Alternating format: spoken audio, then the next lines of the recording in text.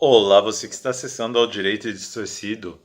O meu nome é Michel Cesarino, é um prazer tê-lo comigo neste momento.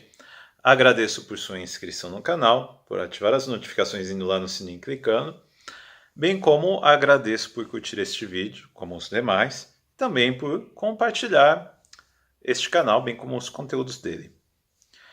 Eu estou dando continuidade a uma sequência de vídeos na qual eu falo de estudo, pesquisa e escrita. Agora eu gostaria de falar sobre pesquisa. Ora, tenho falado de estratégia, de tempo, de objeto e finalidade, conforme você que tem acompanhado já viu.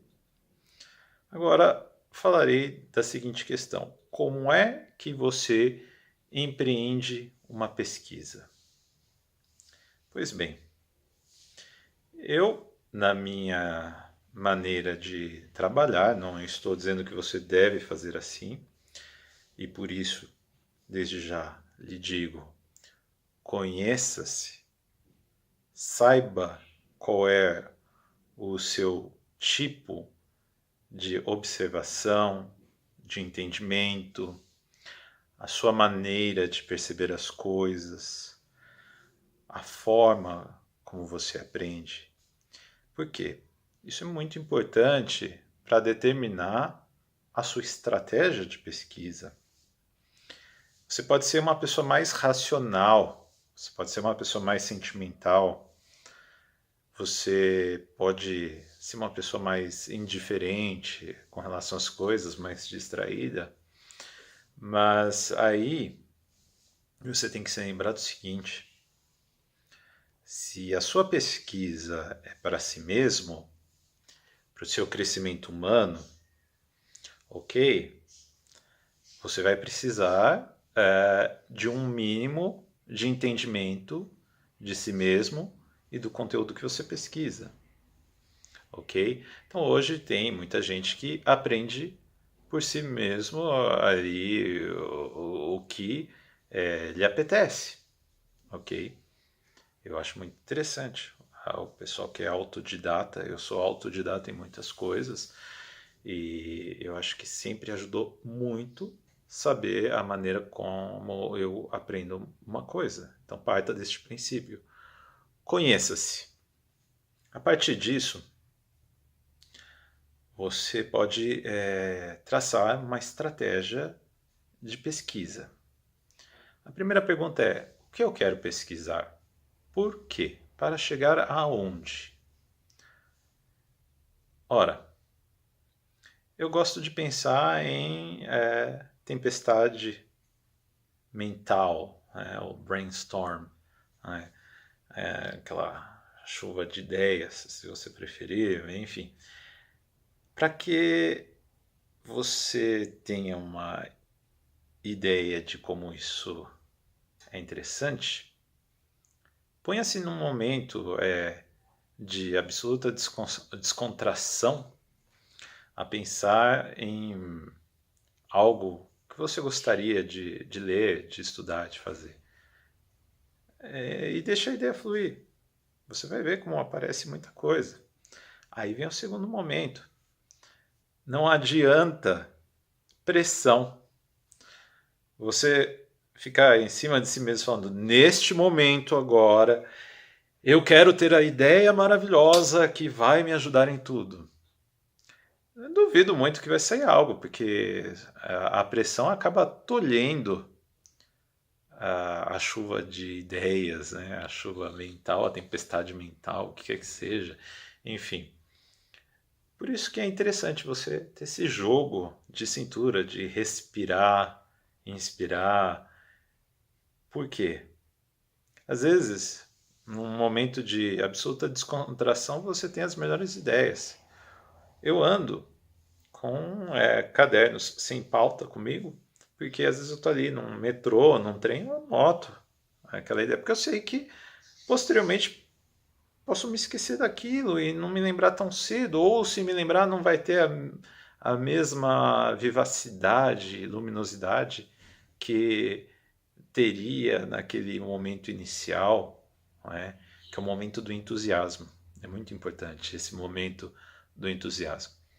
Então, criar o hábito de ter cadernos sem pauta é interessante, porque você vai poder anotar suas ideias em quaisquer momentos ali em que você estiver. A outra questão é, por que sem pauta, Michel? Eu acho que em termos de estratégia mental, elementos gráficos que são muito fechados, eles dão um certo tolhimento, eles aprisionam um pouco a fluidez. Então eu gosto de páginas em branco, por quê? Porque ali eu posso até fazer desenhos, fazer setas, círculos, organogramas, etc, etc. Ora, acontece que você tem que ter essa fluidez, tá? Então não espere que as coisas já saiam ordenadas. Num primeiro momento, o importante é você jogar as coisas conforme vão aparecendo, porque ali vem uma inspiração. A inspiração é bruta. Aí depois você vai trabalhar. Então, comece com a seguinte pergunta: o que eu quero pesquisar? O que me agrada? Aí pode ser que você tenha uma tempestade de ideias. Vai anotando, anota tudo. Depois, encerrou a tempestade de ideias, fecha o caderninho. Depois volta esse caderninho e tenta achar relações. Você vai ver como é interessante que você vai construir ali um conceito linear ou problematizar alguma coisa a partir das suas anotações. Você pode fazer isso eletronicamente? Pode fazer ali no seu Word ou qualquer outro tipo de editor de texto ou outro programa que você tiver em mãos. Eu acho que é tudo válido. Somente eu gosto do formato palpável fisicamente, porque também é uma estratégia mental. Eu creio que esse manusear, esse ter em mãos algo, essa relação visual, ela desperta algo mais em termos de inteligência. Já tive acesso a uma pesquisa, infelizmente eu não me recordo da fonte para poder citar, mas eu acho que se vocês procurarem vocês encontram, em que você desperta mais áreas do seu cérebro relacionadas com a criatividade ao fazer a escrita cursiva, ou seja, aquela que você faz manualmente, do que você digitar. Por quê? Até faz sentido, né, gente? Este ato aqui, ele é um ato que envolve alguma outra área ali que vai ocupar mais espaço que vai ser roubado da área da criatividade, pelo que eu entendi.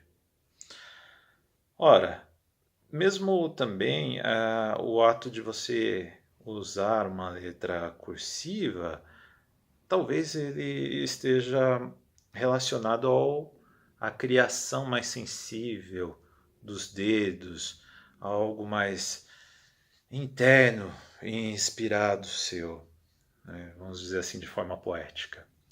Então, percebam, é um conhecimento que eu já tenho aí há anos de autoobservação. Então fui percebendo isso e fazendo esse tipo de estratégia. Depois que você teve a sua tempestade de ideias, depois que você fez as suas anotações, depois que você retornou a elas, você vai certamente ter que lidar com a extensão, o alcance da sua pesquisa. Aí, novamente, a questão do tempo, dos meios. Então, você vai ter que começar a delimitar as coisas. Várias vezes eu já tive ideias maravilhosas, tenho ideias maravilhosas, e eu enxergo coisas mais complexas que talvez a outra pessoa não enxergue. Por quê? Porque a outra pessoa não sou eu. Então você tem que pensar nisso, né? Talvez você tenha que expor mais essas ideias que para você parecem já estarem bem visíveis, exatamente por conta do seu universo de vivências, mas para outra pessoa não está tão visível assim. Aí você vai ter que explicar ou gastar mais tempo ainda, ou trazer conhecimento seu que aquela pessoa não tem, ou mostrar para ela aquela articulação. Então, são várias coisas, né? É uma relação que você tem que pensar em termos de você e o outro, você e o outro. O que eu gero, o que o outro recebe. Complexo. Mais uma vez, trazer conhecimento ao mundo e lidar com conhecimento é uma atitude de generosidade. Envolve o exercício da alteridade, do saber pôr-se no lugar do outro. Enfim, aí você vai ter que fazer essas limitações em função do tamanho da pesquisa, do tempo que você dispõe, dos objetos, dos meios, enfim, então você pode ser cobrado com relação a prazos, você pode, por exemplo, estar num ambiente que não tem ali os meios suficientes para você pesquisar. Hoje é mais fácil do que antigamente fazer uma pesquisa, por quê? Muitos livros você ficava restrito à presença física deles. Hoje você tem um maior universo de possibilidades de acesso através de internet, de versões em documentos em formato PDF, EPUB e outros mais. Então, por exemplo, numa dissertação de mestrado, você não necessariamente vai ter que trazer uma teoria inovadora, né? Então, chegar ali com um tipo de recorte muito vasto que nem vai te permitir desenvolver naquele tempo menor de um mestrado, talvez não seja tão interessante. Nesse caso, se você puder, vá para um doutorado e faça um doutoramento direto, se tiver essa possibilidade.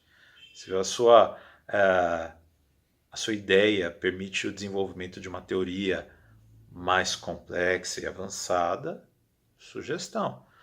Agora, às vezes é melhor você se deter na configuração de várias ideias inerentes a um problema, expor esse problema e falar do que está relacionado à visão desse problema, como as pessoas resolvem esse problema, ou qual abordagem, a relação de uma teoria com a outra. Porque você está adquirindo um conhecimento que vai permitir que você desenvolva a sua própria teoria ali no seu doutorado posteriormente. Isso também é válido se você está escrevendo um texto inicial ali na graduação, uma monografia, por exemplo. Não adianta você chegar com uma série de teorias, não é? E tentar relacionar aquilo de uma forma que, para você, tem uma conexão absolutamente palpável, visível e maravilhosa, mas que os outros não vão conseguir compreender. Por quê? Porque eles não tiveram acesso à sua experiência, à sua vivência, que permite entender da forma como você entende aquela relação de textos, teorias e etc. Seria o caso de tentar maior simplicidade ou tentar explicar mais para se compreender melhor. É um bom bordão esse. Explique mais para melhor compreensão. Enfim, gente, tem que pensar em termos de extensão, de tempo, de relações, de quem vai receber o seu texto ou a sua fala. Pode ser uma coisa maravilhosa para você e pode realmente ser exato, certo e preciso. Você pode estar lidando com pessoas que ainda não tiveram acesso àquele conhecimento. Então você vai ter que se explicar um pouquinho para aquelas pessoas ou trazer para o universo delas aquela relação que ela ainda de repente não teve acesso em termos de pessoalidade, em termos de vivência e de experiência. Então tem que pensar nisso tudo, né? Mas é isso, grande abraço a vocês, em outro vídeo eu continuo esse assunto.